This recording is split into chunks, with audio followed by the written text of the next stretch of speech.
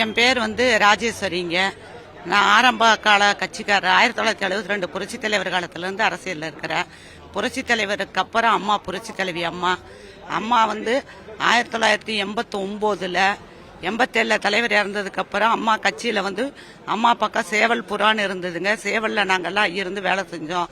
ஆனா இன்னைக்கு இருக்கிற இத்தனை பேரும் அதான் அனைத்து இந்திய அண்ணா திராவிட முன்னேற்ற கழகத்தில் எடப்பாடி உள்பட அத்தனை பேருமே சின்னம்மாவனாலதான் இன்னைக்கு இந்த அளவுக்கு இருக்கிற காரணமே அத்தனை பேர் அவங்கனாலதான். புரட்சி தலைவியோடைய அம்மா ஆதரவு, சின்னம்மாவுடைய ஆதரவு.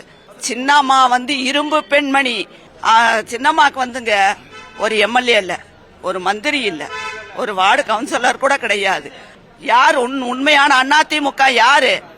அது சின்னம்மா மட்டும்தான், வேற யாருமே கிடையாது. உண்மையான அதிமுக அப்படின்னா அது சின்னம்மா மட்டும்தான்.